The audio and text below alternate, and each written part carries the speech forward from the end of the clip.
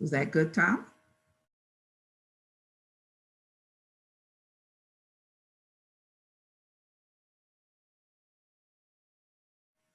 One, two, three.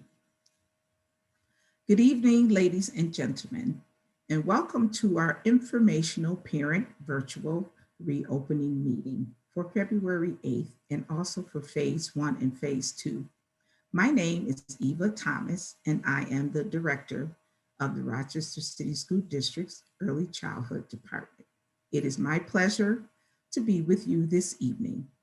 We have a wonderful panel of doctors, health experts from the Rochester City School District, our awesome Superintendent, Dr. Leslie Myers-Small, for this evening for our parent virtual meeting this evening. At this time, I'd like to have our Superintendent of the Rochester City School District, Dr. Leslie Myers-Small.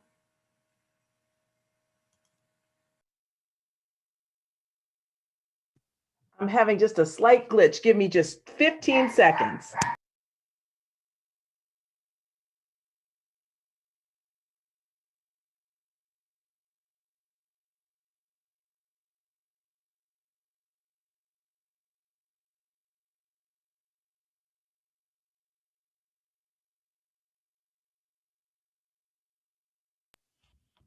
Ms. Thomas, thank you so much and good evening. It certainly is an honor and a pleasure to be here this evening for our town hall. This event could not be possible without a collaborative partnership between certainly the Department of Early Childhood, between our pediatrician work group, and Rock the Future. We know that truly it does take a village to support, raise, encourage, etc., our children. As Ms. Thomas said, I am Leslie Myers-Small, and I proudly serve as the superintendent for the Rochester City School District. Tonight, we will have an opportunity to hear from varied experts, professionals who approach COVID-19 and especially our reopening from varied lenses. And again, going back to that theme of it takes the whole village, the reopening of schools and in the midst of a pandemic certainly has been very complicated. So we can look at this through the lens of the educational aspects, but there's also medical aspects, there are social emotional aspects, etc. And so we are so grateful to have the opportunity to have multiple experts who are dedicated to supporting all of our scholars in the Rochester City School District. So I am going to be participating on a panel in just a few moments, but we will first start by hearing from our pediatricians. Again, thank you so much for taking time out of your very busy schedules to spend time with us to hear about how we are moving forward. We know that you have many questions and comments and feedback, and we certainly welcome those opportunities. One thing I will share before I pass the quote unquote mic back over to Ms. Thomas is that I do want to make sure that everyone is clear about our reopening plan phases. Rochester City School District made the decision to open in 3 phases to help ensure a smooth return to school. So we're currently in phase 1, which began on January 5th, and that was for students in grades K through 12 and specialized services. Those students are receiving in-person instruction on 4 days and then participate in asynchronous learning on 1 day, which is Wednesdays. Our class sizes range from 6 to 12 students, allowing for the proper social distancing. We have been in that model again since January 5th, and I can tell you that it has been incredibly joyful for both students, families, and staff. Certainly not without challenges or difficulties, but the bottom line is that we reopened to support our scholars. Phase 2 begins on February 8th. It's both a hybrid and a remote model, and that phase includes students in pre-kindergarten through 6th grade. Students will be participating who choose the hybrid in-person model, will attend school on 2 days and then asynchronously on 1 day, and then remote with their remote peers on the other 2 days. Phase 3, we have an anticipated start date for February 22nd for some students, and then most students will start on Thursday, February 25th. Again, this is for students in grades 7 through 12, and similar to our pre-K 6 students attending in phase 2, our scholars will attend for 2 days in-person hybrid, 2 days remote with their remote peers, and 1 day asynchronously. We know that, again, you will have multiple questions and you may even have some concerns. And so I am pleased that we have so many dedicated individuals who are willing to help us on this journey that we're in to reopen. With that, I say welcome. Thank you for participating, and thank you for your patience and your flexibility. I now turn it back over to Ms. Thomas. Thank you. And I'm sorry, I would be remiss if I didn't thank the Office of Parent Engagement, who also participated in this endeavor. Thank you. Thank you, Superintendent Myers. Always a pleasure to see you. At this time, we'd like to welcome to the platform our doctors panel, Dr. Melissa Dundas, Dr. Phil Filsig, Dr. Katie, Dr. Wilson, Dr. Tassini, Dr. Kazarowski, and Dr. Shipley. If you could please come to the platform. They have a presentation for you. And after the presentation, we will invite the other platform guests to join you, and we will go right into moderating questions. Thank you for coming this evening. We know that you are the experts, and we are excited to hear what you have to share this evening. So thank you very much. Well, we thank you for this opportunity to meet with you. I'd like to just take a moment to have each of the doctors who are on the panel just introduce themselves by name and what practice they are associated with. My name is Laura Jean Shipley. I'm a pediatrician, and I work within the Department of Pediatrics at the University of Rochester. And Lakia, Dr. Wilson, would you like to go next? Good evening. I'm Lakia Wilson. I am a community pediatrician and adolescent medicine specialist. I am the medical director of the 5 school-based health centers in the Rochester City School District under Rochester Regional, and I'm a pediatrician at Rochester General Pediatric Associates. Thank you. Dr. Dundas? Hi, good evening. My name is Melissa Dundas. I am a pediatrician and a 3rd-year adolescent medicine fellow at Golisano Children's Hospital. Thank you. Dr. Baker? Hello, I'm Katie Baker. I'm the medical director for Golisano Children's Hospital Pediatric Practice. Thank you. And Dr. Fleisig? I'm Danielle Fleisig. I'm a general pediatrician at Jordan Health, and I'm also the collaborating physician at the School-Based Health Center at Franklin. And Dr. Tassini? Hi, I'm Brenda Tassini. I'm an infectious disease specialist at the University of Rochester, and I help to run the medical center's infection control program. Thank you. And Dr. Kazarowski? Hi, I'm Jeff Kazarowski from Golisano Children's Hospital. I'm a pediatrician there. Dr. Myers-Small and your team, thank you so much for inviting us to be part of this, and it's an honor to be able to talk to our parents today. Thank you. So we are going to offer just a brief presentation, just some information about COVID-19 and the impact that we have seen within our community for children. Jeff, as I get this up, I'll ask if you want to lead off. Is that visible to everyone?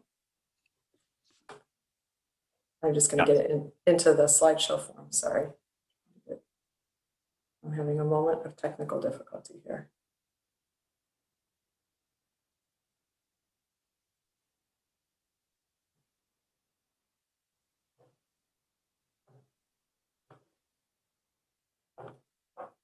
There you go. Sorry about that. So thank you all for being here again. Thank you, Eva, for facilitating and hosting with us. We are showing slides both in English and with a Spanish translation. So as we go through, I will make sure that I pause, and my Spanish is not very good. And I will make sure that I pause so that people can see the slides in Spanish. And then I know Eva and her team will help us with translation for questions during our discussion period too.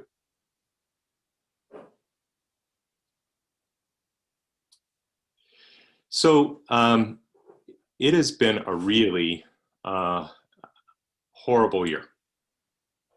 And I can't imagine how all of you as parents have been doing the job that you've been doing.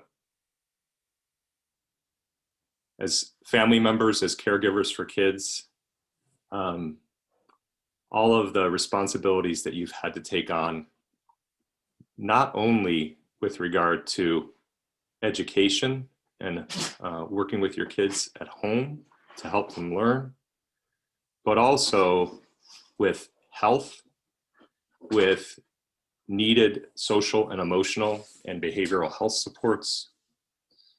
And these are a few headlines from the papers. The pandemic will haunt today's children forever, but we can help them now. Vaccinations fall to alarming rates, CDC study shows.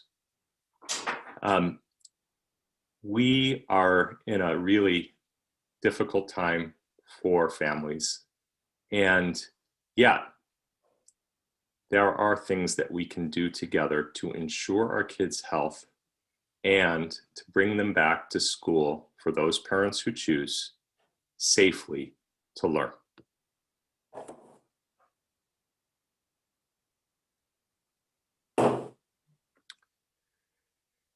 So one of the things that we know, and you all may have seen this today, it was actually picked up by local news media, and it comes from a Center for Disease Control study, a group of independent health and science experts have indicated that actually probably the safest place for our kids to be during this time of the pandemic is at school. What we know on a national level and on a local level is that when kids have been infected with COVID-19, almost all of the infections have happened outside of school. And all of you know Dr. Fauci, and what he said is that the safest, the healthiest thing that we could do for our kids is to have them be back in school. And there are reasons for that. That are related to those infections not happening within school, but also related to the important learning, development, social and emotional health supports that schools and teachers offer.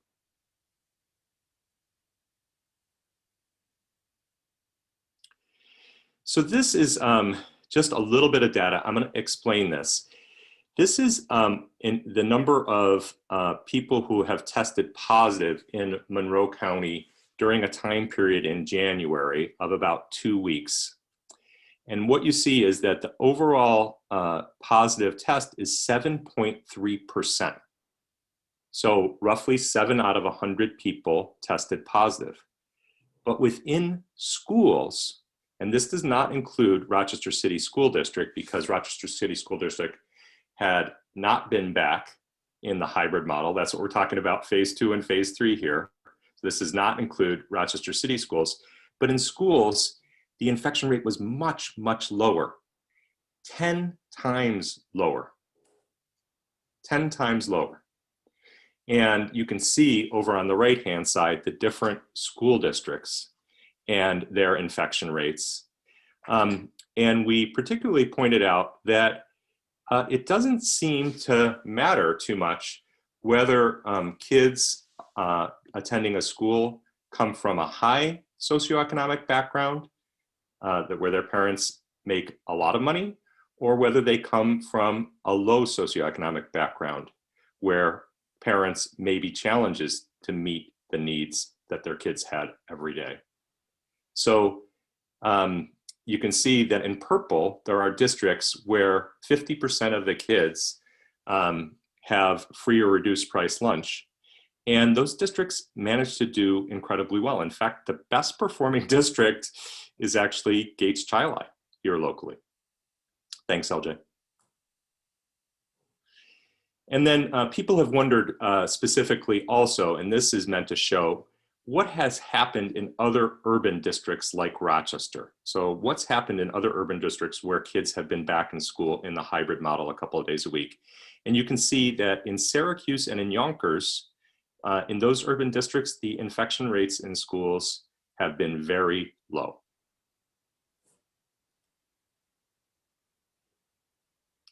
And so this question is, what would we do if we wanted to really impact and inhibit COVID from spreading? And the answer is we would do what the schools are doing and what RCSD is proposing to do. Healthy habits, wearing masks, washing hands, keeping distance, and avoiding large groups keep our kids healthy at school and at home. And with that, LJ, I'm going to turn it over to you to take us home. Sounds great. So I think that, thank you, Jeff. I think that what we really want for all of the families who are on this call to understand is that we in the healthcare professions, this group of physicians on this call represent not just the practices that they come from, but all of the practices collectively across our area and the hospital systems who care for children. We are ready to help.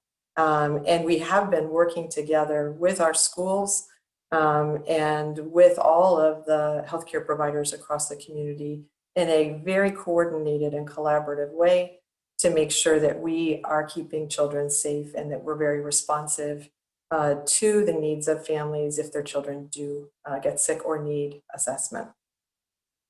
So this slide just really talks about the things that we're working on together in this collaborative.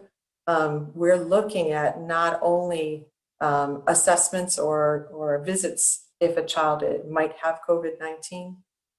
We're also looking at ways to enhance the preventive care that happens. Those well child visits, the baby checkups, the older child checkups when you come into the practice. There's more and more visits that have been opened up, both in our primary care practices in the community, but also within the school-based health centers. And we're all there to help support the social emotional well-being of our kids and to support you all, the families, the administrators, the teachers within the schools. And so the last slide here really is just to say that there are resources available. We want to thank and recognize the Rock the Future team, who's done a wonderful job in promoting all sorts of resources for families and has really been just a wonderful collaborator for all of our healthcare teams. And with that, I will transition back and we'll open things for questions, I believe. Thank you.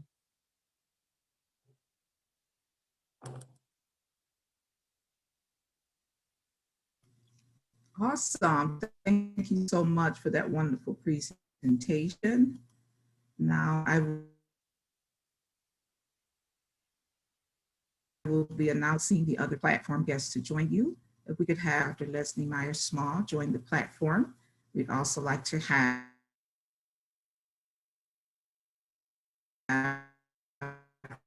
our moderator, we'd also like to have Ms. Maria Encarnacion, who is our bilingual homeschool assistant. She will be translating this evening. We'd also like to have Mrs. Ilolo Moyo White, who represents Rock the Future. She is a family and community engagement specialist, to join us this evening.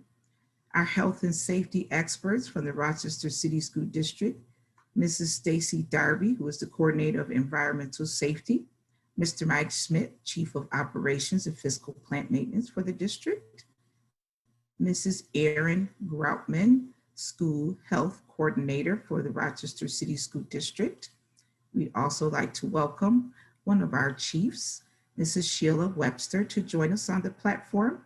Also, Mr. Carlos Cotto, who is the Executive Director of Physical Education, Athletics, Health, and Wellness, and Dr. Robin Hooper, who is the Executive Director of Early Childhood. Thank you all for joining us this evening. I will now turn it over to your moderators, Mrs. Muhammad and Mrs. White. Thank you, Ms. Thomas.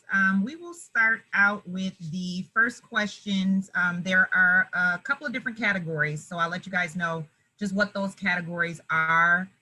Classrooms is a category, COVID-19 testing, general questions about reopening, masks is its own little separate category, school hours, and transportation. So we will just go ahead and toggle back and forth between those. And just for the public to know, we have a host of questions here. There are also questions coming in live from Facebook and YouTube, and we will do our absolute best to get to all questions in the order that they are received. However, understanding that there may not be enough time to get to every single question, but we are going to do our absolute best in following up with some of these questions that have been asked because they're very, very well thought out questions. So I will start with one of the classroom questions. And Mr. Schmidt, this would be for you. What will classrooms look like as far as the setup? Good evening, everyone, and thank you so much for the opportunity. So when you arrive at school, the classrooms will be set up. If there are desks in the classroom, they will be 6 feet apart, 6 feet for the students in all directions. You will see probably a little less furniture in many of the rooms than when the students were there prior, because we need to kind of create that space and something has to be moved around and come out of the room. The teachers will have, there won't be any carpets in the classrooms. So and if the classroom has a table set up, and many of our classrooms have 5 foot or 6 foot tables that the students sit at, the students will be on each end of the table, and we will have a plastic or plexiglass divider in between those students when it's not possible to be when the table is a 5 foot width table. The teacher will have all the necessary cleaning supplies. There will be masks for adults and for students available in the classroom. We would really encourage students to come with a cloth mask if they're more comfortable with that, but there'll be masks if they don't happen to have one or forget one available for them. And the teachers will have 2 bottles of spray. They'll have a blue colored bottle with blue liquid in it. That's our disinfectant, our antiviral disinfectant. And the other bottle will be clear, which will be our water rinse. So they'll be spraying your desks and tables, cleaning those periodically while you're in class and so forth. So that's kind of gives you a little bit of a vision of what it will look like. It should not change all that much from when you were last year on March 13th of 2020, but there will be a couple different adjustments that we'll be getting used to. One thing I mentioned is also going to be some stickers in the hallways that are going to outline generally where that 6 foot distance is for students to have as a guide. There'll be temperature check devices in the front of the building, in the front entrance. When you walk in, you put your wrist under the device, and it gives you a green light if your temperature is below the requirement, and it'll give you a different indication if we need to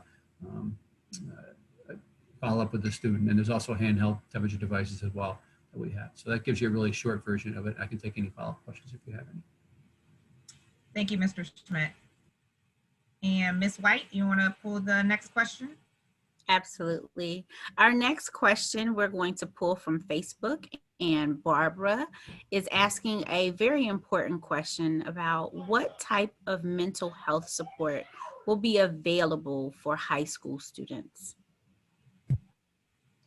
I can actually answer that. Good evening. And I was actually just typing out in the chat because I was trying to monitor that. So Barbara, great question.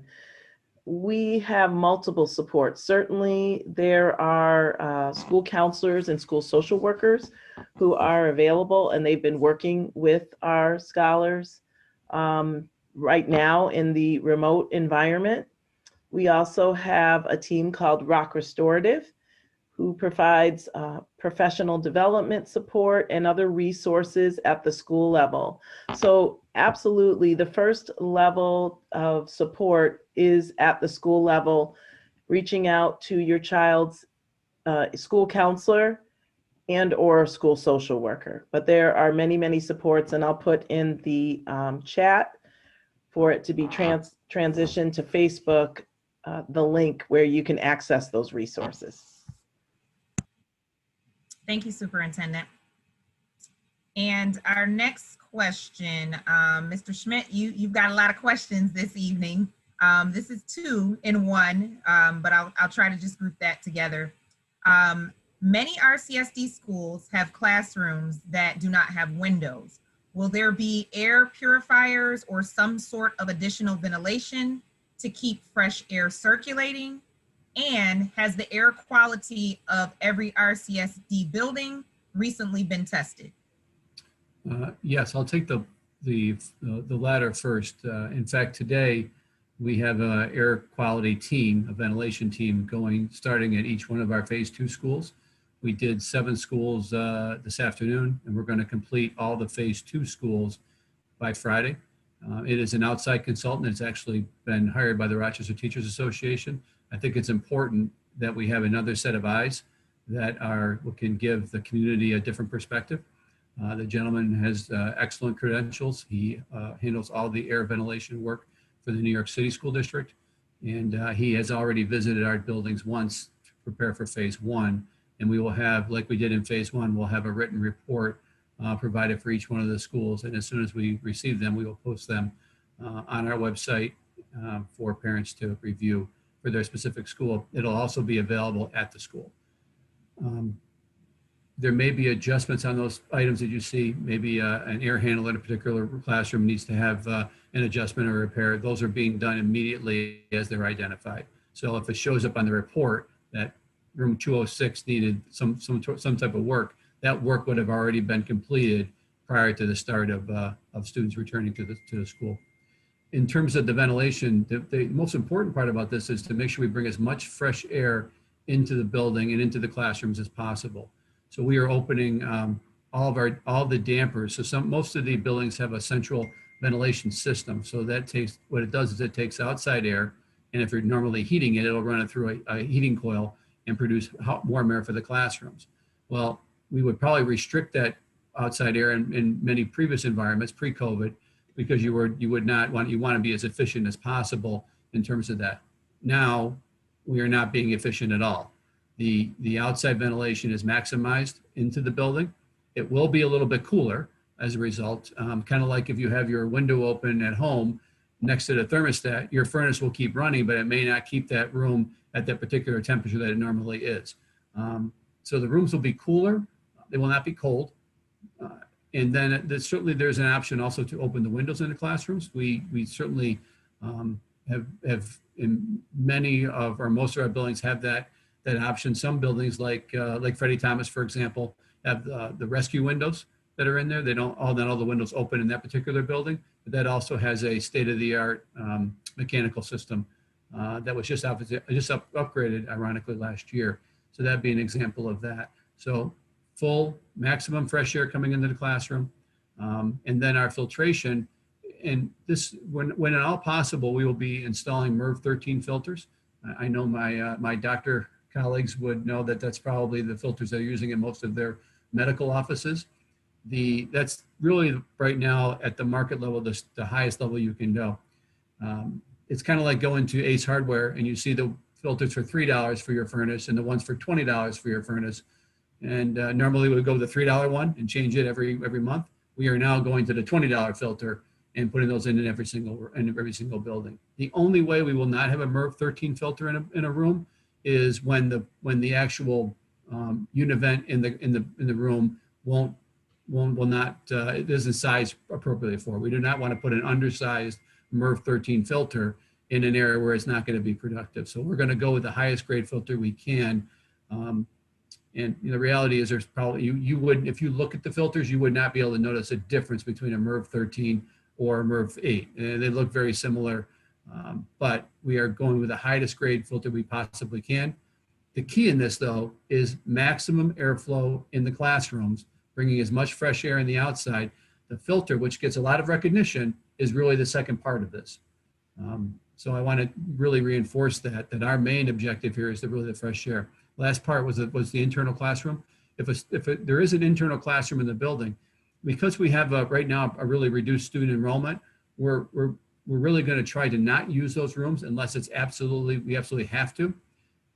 Whatever room we choose to use, all of those rooms have the maximum ventilation capabilities, whether it's an interior classroom or an exterior classroom. That doesn't change one way or the other. So that provides a level of comfort for folks. Thank you, Mr. Schmidt. Our next question comes from Kylan on Facebook. How does the rate of children in Monroe County overall compare to the rate of the current rate for children in Rochester, since we know that children are less susceptible than adult populations? Yeah, I can take that. I will say that we need to get back to this group and look for what's happened during the month of January, because I don't have that data. But when folks at Rock the Future helped us, Stephanie Townsend, one of Kilolo's colleagues, helped us to look at this back at the end of the year. The rates in Rochester for kids were very similar, the same as the rates in Monroe County. They weren't worse, they weren't better, they were just about the same. And they were much lower than in the adult population, as you all saw as presented in the slides. Brenda, if I forgot to say something important about the contrast between adults and kids, you should add there.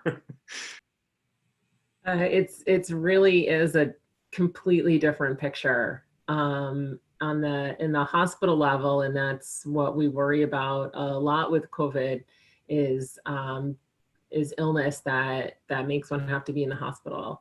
And for kids here locally at our children's hospitals and nationally, people are noticing the majority of kids who get diagnosed with COVID or who are hospitalized with COVID they're incidentally found to have it. They're not in the hospital because of COVID. They're in the hospital because they need a surgery or because they had something else going on and they got tested for COVID just by being in the hospital. And so they're not actually sick with COVID. It's been very reassuring and great to see as a pediatrician. Thank you. So the next question is still in line with COVID, since we're talking about COVID and test. This one is in regards to testing. So it's twofold. One is, how are kids being tested for COVID-19, and is the COVID-19 test invasive? I'm sorry. I can start off with that one. So to test for COVID-19 in the time of having the illness is a Q-tip in the nose. It's very similar to a flu test. And there are various depths within the nose one can go. So as invasive as the test gets is going to the very back of the nose to where it makes your eyes water, where the nose kind of meets the throat. A lot of the testing now is being done more in the middle of the nose.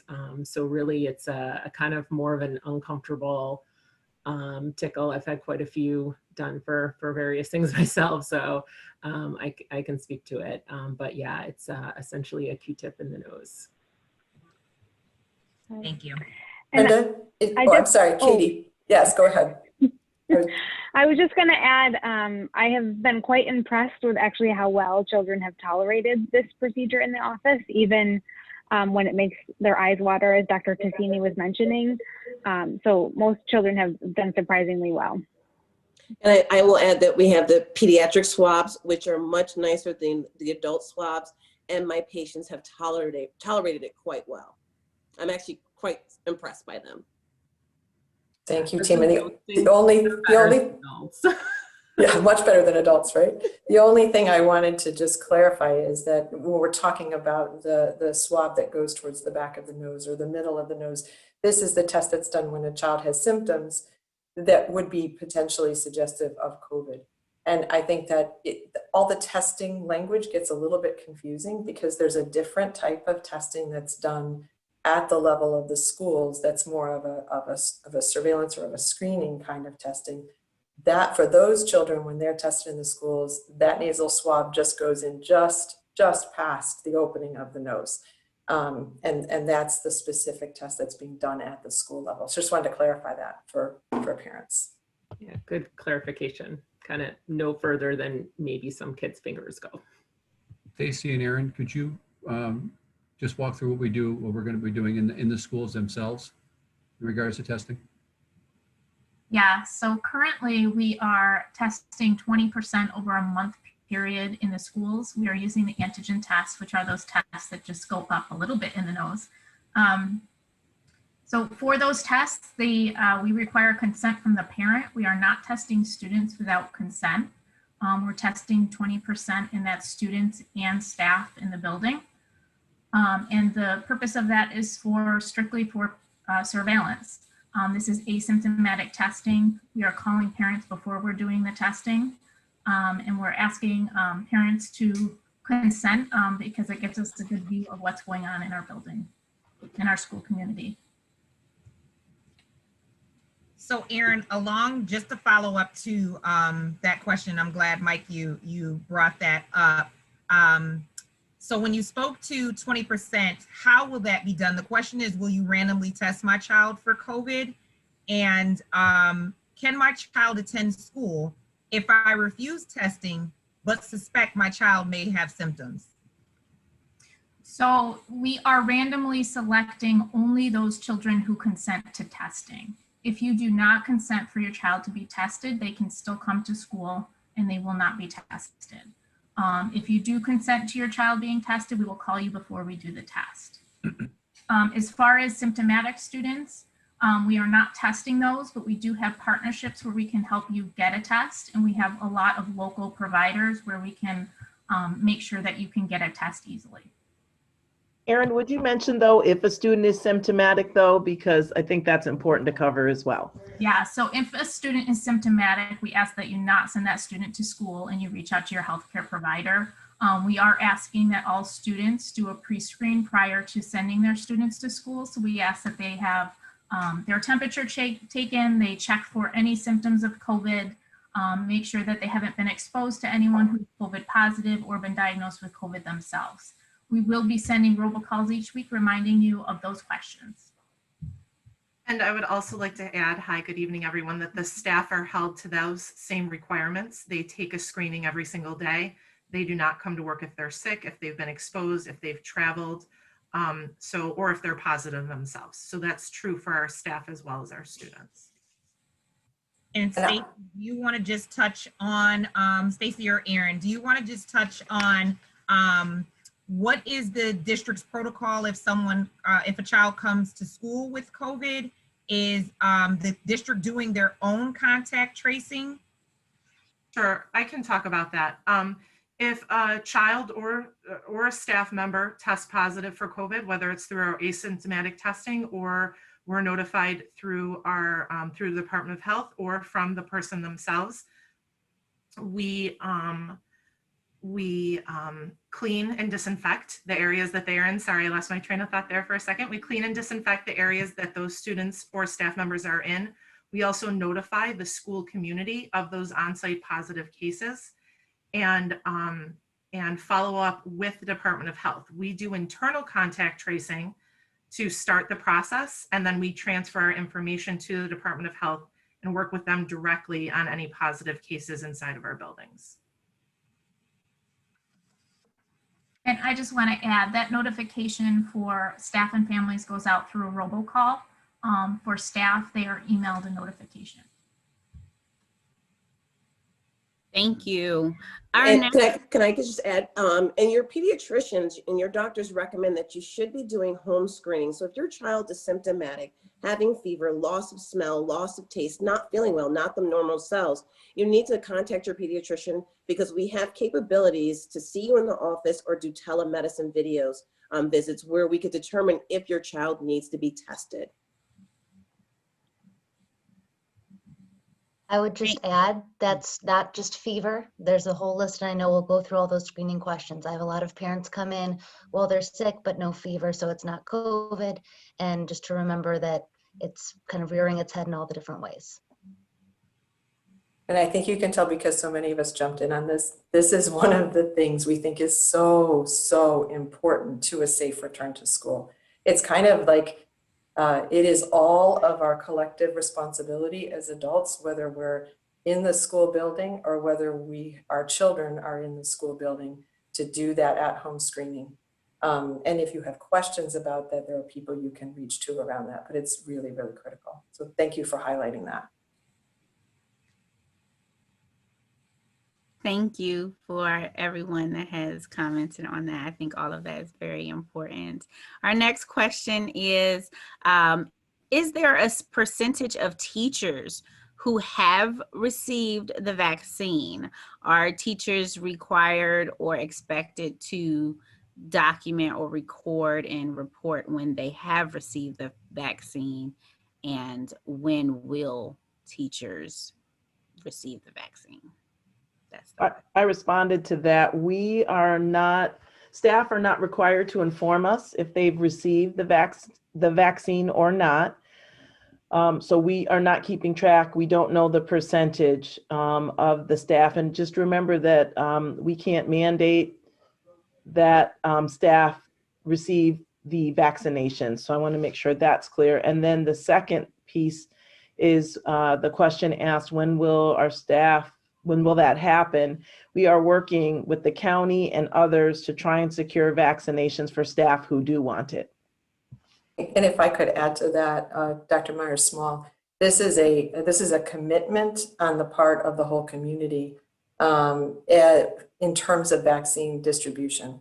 Immunizing teachers, staff, bus drivers, all of you who are involved in working with our children, you have hit that priority level. The issue right now in our community is as more vaccine becomes available, those workflows will move as quickly as possible. So I just want to make sure you know that from the county, from the healthcare systems, from everyone involved in vaccination, you all are a high priority.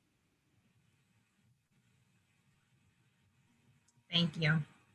So we're going to switch gears just a little bit. And there's a question about sports. I know there's been recent updates. So one of the questions was, will sports be available for students as we reopen? So good evening, everyone in the Rochester community. I will share that sports are currently available for our students. We are currently offering low-risk winter sports, which is bowling, swimming, and indoor track. Just recently, they have approved to offer high-risk sports, which is now your basketball, your wrestling, which we're working on to provide those opportunities as well. So we are looking to, we are currently providing opportunities for our students. I think as we look at the elementary and the middle schools, working with our community and trying to provide opportunities for our students at those levels as well at the R centers is what we've been doing. Thank you, Dr. Cotto. Our next question comes from Suja on Facebook. If a person attending school is diagnosed positive, will there be an automatic remote the next day, or is that determined by the health department? I can take that one. That is determined by the health department essentially, but with our help. So if there's a positive case in one of our schools, we do the internal contact tracing, which means we look at the questions of whether or not that person has any close contacts. Close contacts is someone that's identified as a person that you've been with for longer than 15 minutes within 6 feet unmasked. So we ask those questions with our young students. We do get assistance from our teachers to make sure that we're not asking a 5-year-old to tell us about their day. So we do all of that internally. And then based on that, if there are no close contacts identified, the Department of Health would not close a classroom. Typically, they would only close or have the person who was a close contact quarantine. There may be instances where a classroom is asked to go remote so that contact tracing can be completed. But typically, if that did take place, the classroom would open back up as soon as that was done, and only the close contacts that would be identified would be the ones who had asked to quarantine. So with the with the help of the Department of Health, we're not closing schools, we're not closing classrooms, we're only identifying those close contacts. And with our masking policy inside of the buildings, we're going to have very few of those because students and staff are masking 100% of the time unless they're engaged in a mask break, which only takes place when 6 feet of separation is available, is limited in nature. So about once an hour, they get a couple of minutes, or when they're eating breakfast or lunch. And at that point, they'd also be 6 feet apart or have that physical barrier. So we don't expect to have a lot of those close contacts take place because of our masking protocol and our social distancing. Thank you, Stacy. In line with that masking, you may be able to answer these questions as well. You definitely answered the one about the child. Will my child get a mask break? The other one was, does my child have to keep a mask on? What if my child refuses to wear a mask? How are you going to control mask wearing? So I'm going to answer the two that we kind of already did, and then I'm going to defer the other two about what if my child does not, or what if my child refuses. Yes, your child will be expected to wear a mask. We ask that parents work with their children now to get that mask wear, more comfortable. I'll tell you something that I did that worked for my son. He likes to play video games, and I don't necessarily like the amount of video games that he likes to play the time. So I said, okay, Jack, you want to play video games? Sit down, put your mask on, you can play video games. And there was actually times when he would get up, stop playing, and be walking around our house masked, or go outside to our backyard. And I'd look out and see him still masked because he'd forget that he even had it on. I did something similar with my daughter as well. It's also very important to find masks that your kids like to wear, that they're comfortable, that they feel good to them. There are lots of varieties available. And if something happens to their mask at school, we have the disposable ones available, and we certainly will supply them as needed. But kids having a mask that makes them comfortable will allow them to wear it. We're also working with our teachers to make sure that kids know when that mask break is coming, because that's super important too. Kids are wearing their masks in the districts that are open. They're wearing them successfully, and it's with those protocols in place. I can't agree more with Stacy. This is becoming our new norm. Our children will adapt to this. In the office, I am impressed how well my patients keep their masks on. And in the school, it's all of our responsibilities to remind them. If you see that mask slipping down and you see their little nose, you say, hey, Johnny, please pull up your mask. It's about making sure that all the adults in the building make sure that everyone is safe. The kids will understand this. Like I said, this becomes a new norm, and gentle reminders is all that's really necessary. I would also want to add, tag on to Dr. Oh. No, please, Dr. Duncan. Oh, sorry. No, I just wanted to add on to Dr. Wilson's comment as well. I just want to demyth the fact that, some individuals may feel like teenagers won't abide by the mask rule. These guys want to go back to school more than any other cohort out there, and they religiously wear these masks throughout the hospital, their visits, when they're out going to the grocery store. So it's really, if adults pave that way, if adults act in the right manners, and the kids will follow along and they will respectfully wear their masks.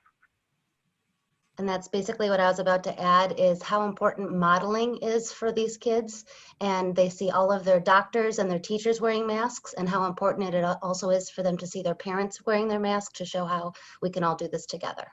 I can bring the last closure to about what the school did. Maybe I should actually put my mask on when I'm answering this question. I'm modeling excellent protocols.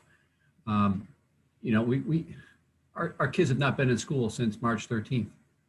Right, so it's been a long time. So being in these settings is going to be new. Our primary job, obviously, is to educate children, and educating them about the importance of the mask, and and the responsibility they have not only to themselves but others is a big part of what we have to do. If after all our teaching and educating and working with the students and children, if it just comes that they're just refusing to wear it, then one of the options we have is to have that child return to a remote instructional environment. But as one of the doctors just said before, our kids want to come to school. So I do not envision this being a challenge that is not going to be able to be fixed very quickly. For the adults, it's not negotiable. It's not going to be an ongoing conversation about putting your mask on or not wearing it as a chin strap or wearing it on top of your head or any other nonsense. They don't wear it, refuse to wear it, they're going home. And that's very consistent. We've not had any issues to date. Phase 1 has been seamless in regards to that, but I think it's important for parents to know that there is accountability for everyone in the system who is involved in when we deal with COVID-19 in these processes. And I just wanted to add that for children who are needing to work towards mask tolerance, there are a number of resources available to be able to help families do that. They're available on the Finger Lakes Reopening Task Force website. They're available, I believe, through the Rock the Future website, and we'll make sure that they're on there. They're translated into Spanish as well. It is amazing what these kids can do, even children who may have some developmental delays or other issues. They work towards this beautifully. They just need support. If you also Google URMC Mask Toolkit, then there's plenty of resources, and I believe 6 or 8 different languages that are both for families and for schools to help these kids get used to wearing their masks. The next question that we have is from Jennifer on Facebook. What is the procedure for cleaning buses between bus runs, and how will kids be distanced on buses? I can certainly take that one. It's one of my many responsibilities that I have as the manager of the bus fleet. So when we do this cleaning between runs, we'll spray an antiviral spray and then on the buses, and then wipe those surfaces down. That'll be in between each run. So our buses generally do a 7:30 run for the early school, a run for the early school 7:30.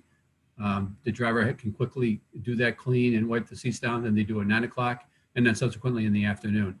And we have, in this model, all of our students, K to 12, will be riding a yellow bus during our hybrid phase for the remainder of this year. That practice will be carried over no matter what the age of the students that are riding the buses.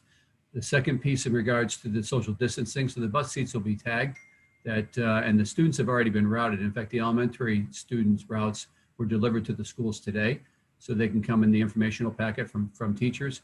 And we've already taken that into account as we've already routed the buses and minimized the number of students that are on each bus, and that there will be masks available on every bus for a student that may have forgotten it or whatnot. So we believe we're in really good shape in regards to the transportation end of this process. Really confident. For our secondary students, our phase 3, those bus routes will be completed by February 10th and be delivered to the schools, so we're ready to go. So I don't foresee any showstoppers here at all. And if I could also add that students and staff will be masked the entire time that they're on a bus. There will be no mask breaks given when they're on the bus. That expectation is being shared with our parents, our drivers who have already been driving since the start of the school year. They've been driving other students, and our contractors that we work with are very aware of that expectation, and there is no tolerance for that. So our staff and the students are going to be wearing those masks the entire time. That's a great point to reinforce. You have two contractors in our own buses. No matter what bus the child rides, the expectations are the same. Thank you all. You answered a lot of other questions as well that were coming up. This one is for our physicians. It's twofold. The first part is the COVID-19 vaccine safe for children? And in addition to that, will it protect against the new strand of COVID-19? Brenda, do you want to maybe take a first pass at that? Yeah, sure. So for the first part of that question, is it safe for children? The short answer is we don't know yet. We're actively participating in trials in children. I can say it likely is, but it is not approved yet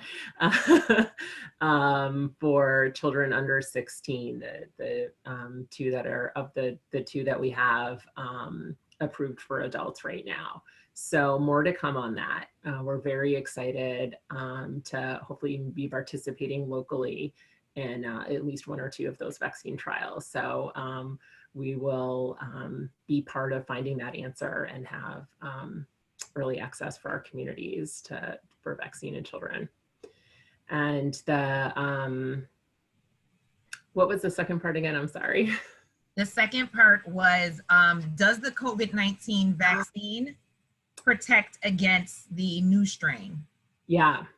So there are several different strains and that really are little changes to the virus that happens to viruses over time, all sorts of viruses.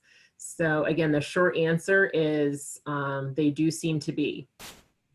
Some of you may have noticed one of the vaccines that's available is the Moderna vaccine. They're already tweaking it and working on tweaking it to make it even better and even more well matched to these strains that we think may eventually be taking over. And within a couple months, that could become a part of the vaccines that are being given. So it's very exciting. These are some of the most effective vaccines we have ever had.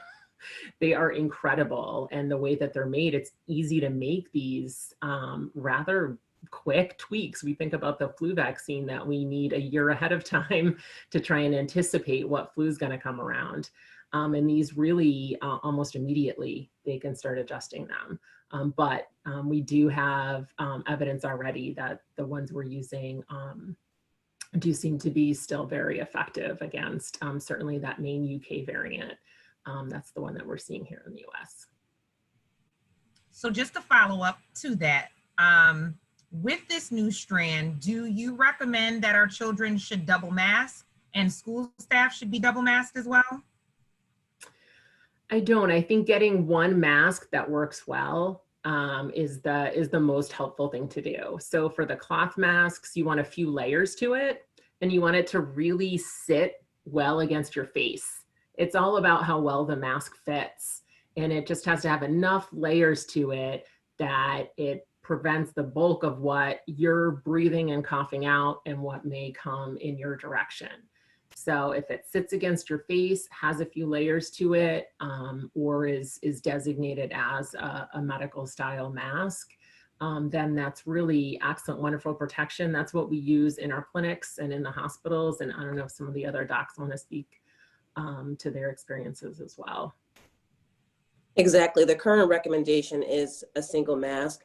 As medical professionals, there's only certain areas in the hospital or certain clinical situations that we would double mask, and that would be with an N95 and then a surgical mask for certain procedures that physicians and other healthcare professionals would have increased risk of being exposed to COVID-19.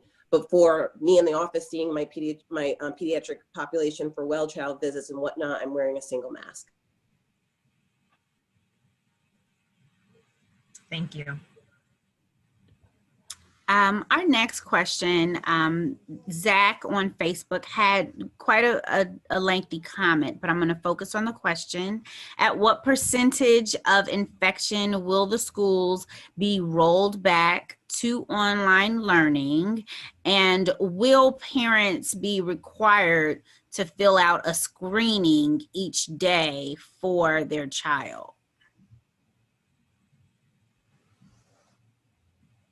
Stacey, you want to go ahead? Yeah. So I can take that. So the first piece was about online learning, going back to online learning. So we will be doing the 20% asymptomatic testing, and the way the regulation is currently written, which may in the future change, is that if we find in that first 20% in that month, we have 9 or more students who are positive, with that asymptomatic testing, then we would have to close our school. And then I think the other question was about the morning screen. So we are asking parents, and they've received communication in the mail of the questions they need to ask with all of the COVID symptoms. We ask that they ask those questions in the morning before they send their child to school. The children will be temp screened upon entering school. And then we will be sending a robocall each week to remind them on Sunday night to ask those questions throughout the week. Thank you, Erin. Yep. So the next question is. Oh, I'm sorry. It's Jeff. I just wanted to add to what Erin said. She's of course exactly right. But I wanted to make the point that kids are much safer in school in terms of likelihood of being infected than outside of school.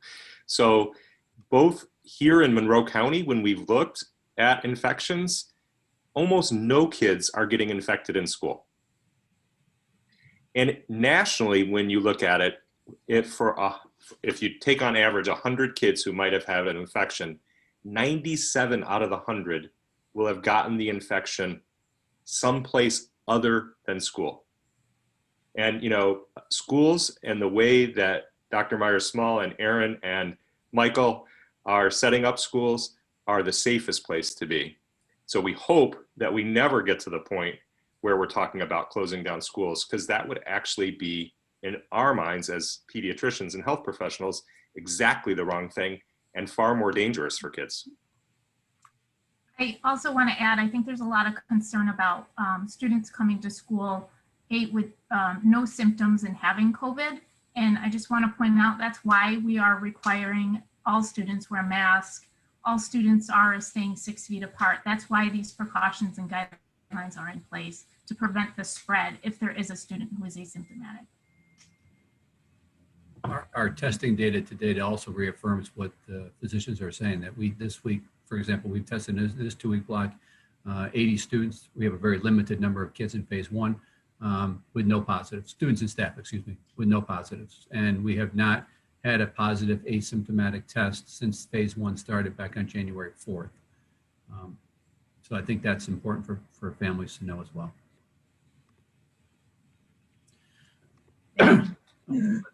Not COVID, by the way. Nope, sorry. The next question is in regards to instruction. So the question is, how is simultaneous learning of hybrid and remote students going to work, and why was this plan chosen? Khadija, I can take that question. Good evening, everybody.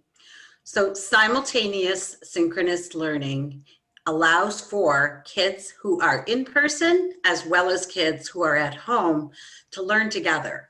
So it actually supports as much learning and new learning together that we can provide across the 4 days instead of having some kids learn independently more frequently.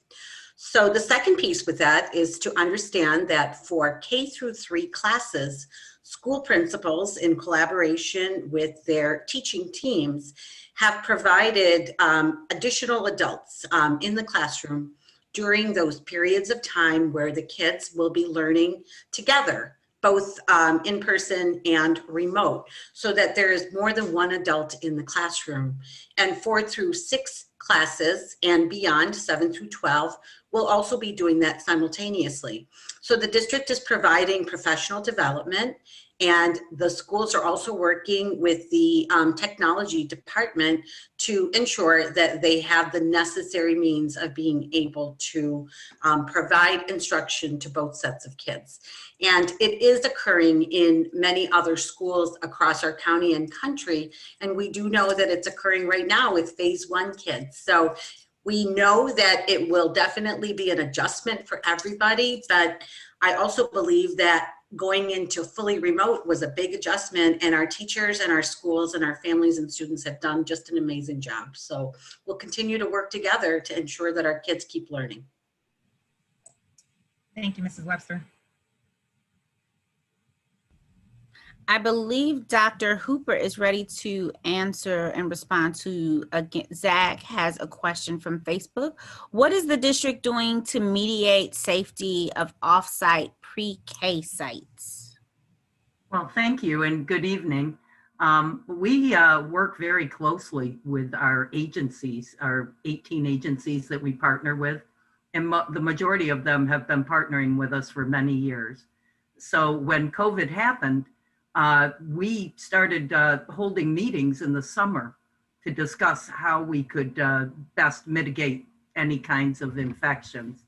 And actually, our agencies were able to be very helpful to us as we planned for school reopening, because a lot of them were already offering emergency childcare. And they had to follow the Office of Child and Family Services regulations regarding COVID. So they met with us and we looked at the regulations regarding COVID that we have to follow for schools and pre-K programs from the state ed department. And we, between us, with their feedback, developed COVID plans. So every agency has a COVID plan that they have submitted to me, and it's been reviewed by my staff to make sure that it meets, you know, certain requirements, the requirements for reopening of schools for pre-K programs. And in addition, myself and one of my other pre-K directors, Rebecca Boyle, will visit every single agency site next week and view the classrooms and also the school pre-K classrooms to make sure that everything's in order before school begins. And that is one of the things that we do. We do health and safety checks as well as in a normal year. Every year, every agency goes through a health and safety check. So those are some of the things that we do. We're also providing the personal protective equipment to our CBOs so that we can ensure they have what they need, as well as our school pre-K classrooms. I hope I answered all of that question. Thank you, Dr. Hooper. And we actually have a couple of follow-up questions along with that, and maybe our CBO folks could also chime in. So I'll group these questions together. Are children allowed to utilize playground equipment? How will you social distance groups of 3 and 4-year-olds? And how many days a week will school be for them? Well, we have Jeannie Harris with us tonight, Director of Generations Childcare. And I'd like to let Jeannie at least answer a couple of questions, and then we can look at what's left if there's something that, you know, I can also answer. So I think the first question was, are children allowed to use the playground? Yes. Each of the EPK and UPK classrooms are functioning in pods. So some children attend on Monday and Tuesday, and in our agency, some children also will be attending on Thursday and Friday. They do use the playground individually in their group of just that classroom, so they're not mixing with other classrooms. They wear masks when they're outside. The staff wear masks when they're outside, but they are absolutely, the outside air is perfectly safe, and I hope that our pediatricians respond to that as well and support that. We prefer that they are outside. The outside air is healthy.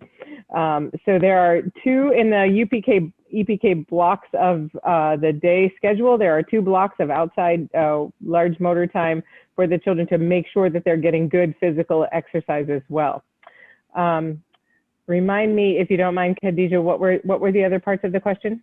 Sure. So how will you social distance groups of 3 and 4-year-olds? As I've been telling our teachers the last several days, we're doing the best we can. Each child has an individual desk and an individual chair and individual shelving with toys and equipment on it. We will start the school year February 8th like it's September, and teach them what the expectations are and what the guidelines are for their school day, and remind them about the importance of wearing their mask, washing their hands, social distancing with their friends. We have lots of social stories to share with them to help them learn that process. And as many of you have said already, it's been amazing to us as we've been open since mid-March. Children are much more compliant with those guidelines than we expect. They have been fabulous. You know, we've been nothing but impressed with our children and how well they've been handling the expectations that we've put upon them. So I can expect it to continue the same. And I would like to just add, Go ahead. Jeannie, you know, Mhm. we trained the pre-K teachers and staff and our directors. We've had a lot of professional development on how to set up the classrooms, how to have the center materials available to each child, their own individual, you know, items for each center, so that we can try to make this as seamless as possible and as comfortable for the children and the staff as possible. Were there other parts of that question that we didn't hit yet? Nope, you answered all of those questions. Thank you. Okay, thank you. The next question that we're going to look at is, it's actually compiled from several different comments and questions on Facebook. Today, the CDC came out with guidance to limit community spread, which includes limiting indoor dining. How will indoor dining or indoor eating be handled as it relates to safety? And I would like to also just add, is there any chance that students will return full-time before the end of the school year? Mike, why don't you handle the dining question and then I'll handle the back half. Sure. So just as Stacy articulated earlier, when the students are socially distanced by 6 feet in our cafeteria settings, or some students will be eating in the classrooms, depending on the school and how we're setting that up. You know, they can take a short mass break, eat and drink, finish their lunch, and then obviously clean up and then put their mask back on. You know, the key to that is maintaining that 6 feet of separation. So not all schools will be using the cafeterias. So when they're in the classrooms, they're already separated at 6 feet. And we're able to do this in a quick way. Right now, our breakfast and lunches will be a grab and go. It's a cold breakfast, cold lunch type of a thing. As we get started with phase 2 and phase 3, so that also is makes, you know, serving students and much more makes it quicker, and so therefore we can move that process along. That's our plan right now. That certainly can evolve as we get further into phase 2 and phase 3. So the lunch options and so forth will be modified. We also may be right now, many of the cafeterias are being used to store some surplus furniture that what I talked about earlier were moved out of classrooms. Our hope is that we can kind of readjust and move things back into classrooms and get things more right sized as we move further into the school year. That's the plan anyway. So we're kind of taking this in 2-week increments from an operational standpoint. So to respond to the question, is there any chance will students return full-time before the end of the school year? And I have to simply say that's yet to be seen. We have started, and I need to correct something. There was an article that came out today, I think from Channel 13, that says we're the only district that's fully remote. We're not fully remote. We have about 300 students in grades K through 12 who are attending school actually 4 days a week. So even though it's a small number, relatively speaking, for the number of students in our district, we do have students attending in person. So I need to make that clear first and foremost. So we do have students attending 4 days a week. We have started in phases, and we'll have the 2 days per week for pre-K 6, and then a couple weeks later, 7-12. I think we need to get there first before we make any decisions about going 5 days a week. We know that there are lots of concerns still out there about making sure that folks have the vaccination. And as I shared earlier, we're working to see how we can get those appointments and get the vaccination in the arms of our staff. So I would say let's focus on the 2 days right now and then see how things evolve with where our infection levels are and where the availability of the vaccination as time goes on. Thank you, Superintendent. And our last question is actually for you. So have there been any COVID-19 cases among staff or students who have returned for phase 1? And if so, how many have there been? I can answer that question. We have had cases of people on site who are positive, but that's different than transmission inside of a building. So someone will come to work, a student will come to school, they will be positive. They'll be identified, the contact tracing will take place, but transmission is different. So we are not seeing transmission inside of our buildings. We do have, like I said, positive cases, but as the doctors explained, that transmission rate, especially in Monroe County, even across the country, but in Monroe County is extremely low. So low that it's hard to quantify, honestly, of transmission for inside of a school building. So we're just not seeing that, but we do see positive cases. So if your kiddo is coming back to school, you're going to get a notification every once in a while that a staff member or student is positive. And if you're not identified as a close contact, which you would be contacted directly if your child is a close contact, you will be contacted and we'll let you know. So that is not happening. So I do want to share that. You will see positive cases. That's not transmission. That's different.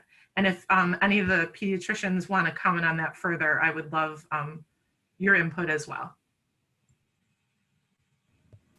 Yeah, I think that that point cannot be stated any more clearly. You know, in the school district so far, and in the region, and in other school districts around the country, and in daycare situations that have been open all year.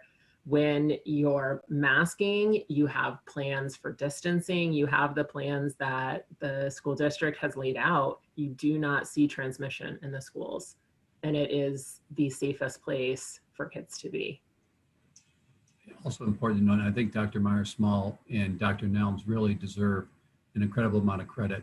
The city was one of the last locations to receive a consistent testing protocol. Because of their efforts in application, we now have we've had four testing sites since December 1st at 4 of our schools. And those tests will continue. It's a partnership with the county as well as the city, but it really took the advocacy of our superintendents to really move that agenda forward. And I think as in regards to the vaccine, we are pushing very, very hard to make sure that our 6,700 employees to start get to the front of the proverbial list, because our students are most at risk in a sense academically by not being in school. So we believe so strongly that our students, our teachers and bus drivers and so forth who want to get a vaccine have access without trying to jump all over New York State to try to figure out where they're going to drive to. So I know the physicians here are very much in support of that, and we are advocating internally as well. And so I want to make sure I reaffirm that. And then the last part, our food service team has been working since March 13th, every day, 24 sites. We've distributed over almost 1 million meals. And we've done this when no one wore a mask. We've done this when only they said sick people should wear a mask. So we've been on the job since March 13th. And I think that really is, to the credit of our superintendents, but also to the credit of the people that are actually putting it on the line every single day. Why I'm saying it this way is because they don't want recognition. We've been following the same protocols that everybody's talking about. Wash your hands, wear a mask, don't touch your face, religiously. And almost virtually no one has tested positive, or no incidents where we've had that spread within our buildings. And we've had almost 550 to 600 people reporting every day since March 13th to make sure we have all the supports in place for our community. So that's why I think all of us are really strong advocates about having our teams be at the front of the line, because of the nature of the services we provide, not only our students, but also our community. Mike, I just wanted to add there and say, absolutely agree. Your superintendents are doing an amazing job. And our pediatricians are really partnering with you on that. Dr. Jill Halterman from Golisano Children's has been a tireless advocate for kids in the city and making sure that the right things are happening for them. And she also, Mike, has been really focused on making sure your teachers, along with your superintendents, she's been focused on making sure your teachers can get vaccinated. And I think there's going to be some progress there. There's already been some progress, and I think there's going to be more progress there. So yeah, thank you, Mike, for pointing that out. Absolutely. So thank you. I want to really, really, truly thank everyone that was a part of our discussion panel for the very thoughtful and accurate answers that you gave, honest answers that you gave to all of the questions. And although we weren't able to get to all of them, Ms. Thomas is just going to come on and briefly discuss our creation of a FAQ for those questions that we didn't get into, and also close us out for the evening. All right, thank you all so much for joining us on our panel discussion. As Mrs. Muhammad said, we will take every question that was asked and we will create a document, an FAQ, and have those questions answered, those on Facebook, those in the chat, and we will have that document available online, and we will also find a way to get it to our parents in the Rochester City School District and community members. So we want to thank all of our platform guests for joining us today. We were honored to have you, and thank you so much for supporting our village, the Rochester community. And at this time, I'd like to invite Dr. Joseph Capizzuto to talk about student registration for the school year 2021-2022. So welcome, Dr. Capizzuto. Thank you. I would like to share some information with our preschool parents and our preschool service providers. We're at the beginning of our school of choice process. Currently, we are doing school of choice for kindergarten, students going into 7th grade, and students going into 9th grade. I'm focusing tonight on kindergarten.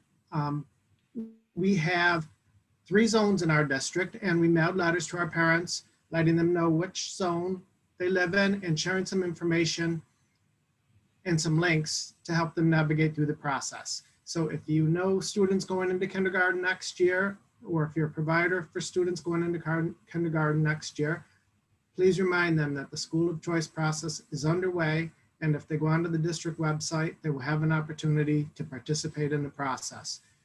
We, as Mr. Schmidt said, we have also been open, so parents are always welcome to come to central office, meet us in the foyer to navigate through the process or ask questions. We also have our phone system working at 262-8241 if parents do have questions. We do ask parents to bring a copy of their child's birth certificate, immunization record, proof of address, and ID.